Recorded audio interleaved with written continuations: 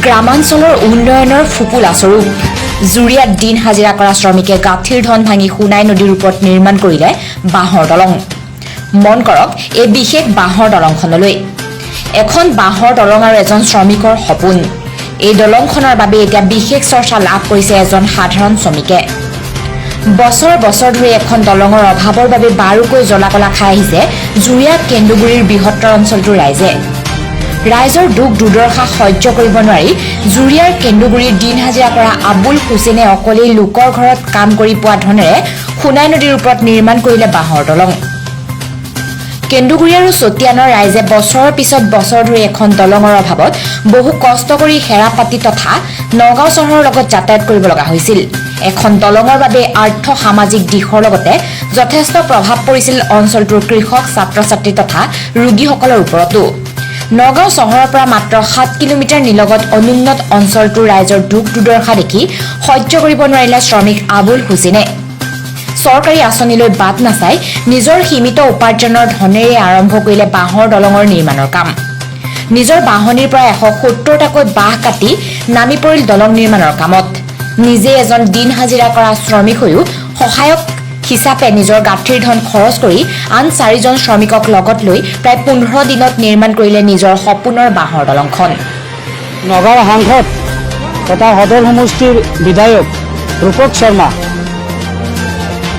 আপোনালোকৰ কামখিনি কৰণীয় কামখিনি আজি এজন সাধাৰণ দিন মজুৰি কৰা মানুহৰ আজি এই দলংখন কেন্দ্ৰগুৰি এই দলংখন নিৰ্মাণ কৰিছে।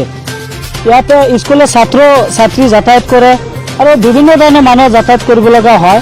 এইটো কাৰণে এই মানুহজন এই দলংখন নিৰ্মাণ কৰিছে। এই মানুহজনক আমি ৰাষ্ট্ৰীয় ওলামা কাউন্সিল তৰফৰ পৰা আমি ধন্যবাদ জনাওঁ। এইটো দলং নিৰ্মাণ কৰা আমাৰ আজি 15 দিন লাগিছে। মানুহ 6জন একেলগতে একেদিনা খাটি আছে আৰু মাজত দুদিন গেপ মানে ধৰক খৰচ ধৰক মোৰ 60,000 টকামান খৰচ হৈছে। বাৰে চাই সিহঁতক লৈ পেলাই 60,000 টকা খৰচ হৈছে। খৰচ হোৱাৰ পিছতো আমাৰ যিখিনি মিস্ত্ৰীবিলাক কৰিছিলে, মই দিন হাজিৰা নিচিনা মানুহ, কিন্তু মোৰো বেমাৰ, মই একো কৰিব চলিব নোৱাৰোঁ। এই বাৰ বিকো, কেতিয়াবা চাহ বিকো পেলাই তামোলৰ পুলি চুলি বিকি পেলাই খাইছিলোঁ।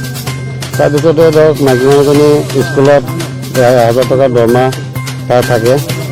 1,000 টকা দৰমহাত একো নহয়।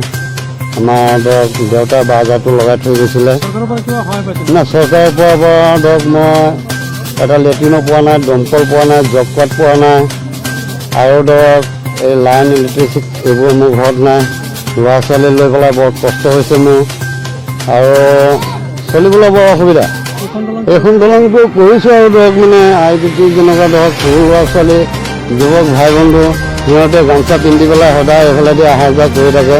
প্ৰায় 50 দিন মানুহ এনেকুৱা দিনপতিক পাৰ হৈছে। কেতিয়াবা লকডাউনৰ সময়ত 100-200 মানুহ পাৰ হৈছে। এনেকুৱা মই দেখি পাইছোঁ। স্কুলৰ ছাত্ৰবিলাক ধৰক জুৰিয়া সমষ্টিৰ পৰা যেনেকুৱা হেৰাপাতি যায়, যেনেকুৱা ৰূপহী হাইস্কুলত যায়, আমাৰ কেন্দুগুৰি এম ই স্কুল আছে, ইয়াতো আহে কেতিয়াবা। ধৰক ইহঁতে কেতিয়াবা পানী কম থাকে হ'লে এইফালেদি অহা যোৱা কৰে। এইফালে নাগামাণ্ডা চুৰুৰূপ ইমানটো ঘূৰি যাবলগীয়া হয়, 1 ঘণ্টা লাগে। এইফালেদি অহা যোৱা কৰিলে সিহঁতৰ 15 মিনিটত হৈ যায়। সেইটো দেখি পেলাই মই আৰু ধৰক মানে বনাই দিছোঁ ৰাইজৰ সুবিধা। আৰু ধৰক মানে ৰাইজে যদি কোনো এটা মানে মোক লগত যোগাযোগ কৰে যদি কোনোবা সময়ত, আৰু এইটো দেখি পেলাই ধৰক আমাৰ যদি কিবা চৰকাৰে যদি হাতত লয়, তেতিয়া কোনোবা সময়ত এই জেগাখনৰ এটা উন্নতি ভাৱ হ'ব বুলি মই সেইটো বুলি ভাবিছোঁ। আৰু এই বাঁহৰ দলংখনৰ বাবে এতিয়া বিশেষ চৰ্চা লাভ কৰিছে আবুল হুছেইনে। আবুল হুছেইনৰ এই মহানুভৱতাক সকলোৱে ভূয়সী প্ৰশংসা কৰিছে। নিউজ ডেস্ক ৰিপৰ্ট, প্ৰতিধ্বনি লাইভ।